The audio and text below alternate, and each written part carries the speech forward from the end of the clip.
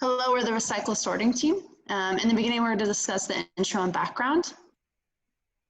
So the objective of our design, the objective of our process is to design an economical, efficient, and continuous source separated municipal solid waste sorting plant using novel technology and processes implemented in the city of Tucson. The scope starts when we receive recycled material and ends when the material has been sorted and purified, meaning the liquid and food contaminants have been minimized. The scope does not include transportation of either the raw material or the final products. As you can see, we have goals. So one of them is achieving near zero landfill, minimizing the labor by maximizing indirect and automated direct sorting. Direct sorting techniques include utilizing manual separation and material properties like magnet susceptibility, electrical conductivity, and density separation. Indirect sorting employs sensors to detect the presence and often the location of the recyclables in the waste. And we also want to reduce the contaminants existing within each sorted material in order to meet China's policy requirements made in July 2017 that require that contamination level is 0.5% and lower. And we want to make sure our process is feasible, safe, and economical. So now we're going to go over the recyclable material and contaminants. The total amount of recyclable material is 47,137 tons per year. On the left of the chart, you'll see a pie chart that separates them into percentage. We have within the recyclable material, paper, cardboard, metals such as steel, clear and colored glass, aluminum, PET, natural and pigmented HDPE. On the right, we have a pie chart for the total amount of contaminants, which is 7,376 tons per year. And they're also separated into things such as tinglers, wood, that type of stuff.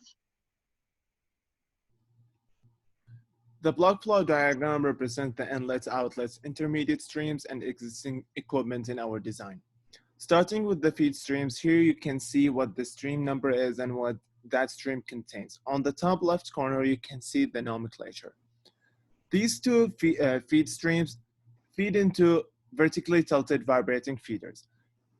These constantly vibrating feeders help to regulate the mass flow rate to the next stage, and it reduces small amount of contaminants such as liquid and small particles.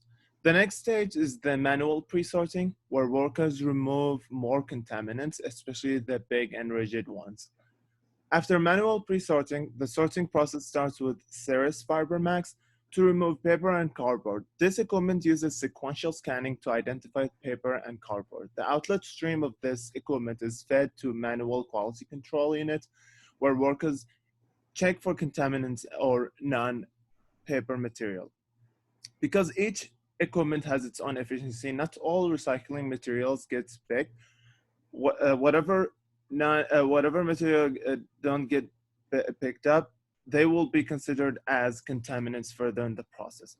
So next, the rest of the material along with the contaminants travel under 36 inches wide cross-belt magnet, basically a magnet surrounded by a conveyor belt, which efficiently take out the ferrous metals. That the products flow through a quality control unit to further take out the contaminants. The rest of the material, which consists of aluminum, glass, HDPE, and PET, are fed into an air classifier, which utilizes high velocity air to separate heavy material, glass in this case, from the rest of the material. Once glass is separated, it's fed into quality control unit. After that, it gets crushed into smaller pieces of less than 5 centimeters wide. The crushed glass flows through a friction washer, a continuous process which uses water to further clean the glass from liquids and water-soluble contaminants. The clean glass then is fed into color sorter, which uses chromatography to separate glass from clear glass from colored glass.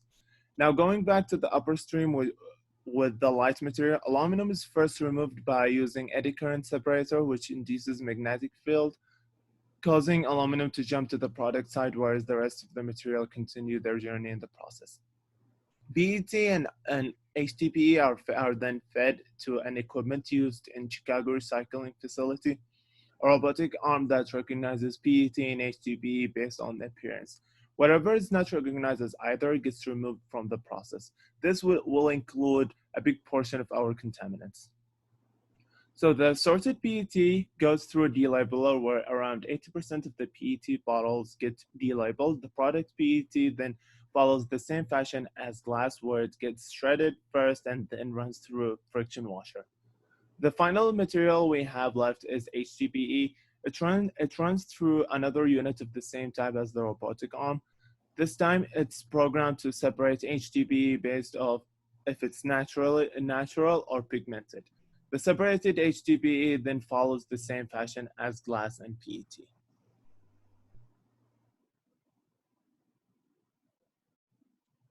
For the results section, we have our main sorted products that will be sold to all of the buyers.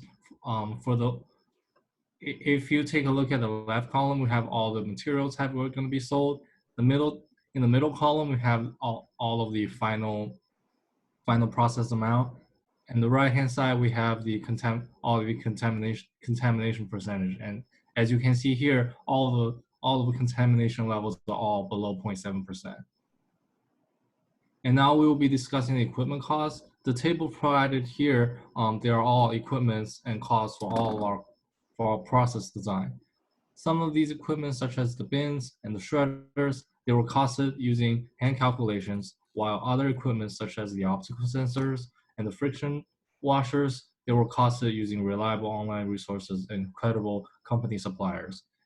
The cost ranges from $9,000 to $232,000. And our team calculated the startup cost and found that the total bare module cost for the process design is around $1.3 million. The total permanent investment comes out to be $4.3 million, and the total capital investment was found to be $4.8 million. And now we'll be reviewing annual costs and sales. The annual utility cost for the process water is around $7,900, while annual electricity cost is around $580,000. The cost for running 11 continuous operations around $6 million, while the annual manual worker cost will be $5.7 million, and the annual sales end up to be $5 million.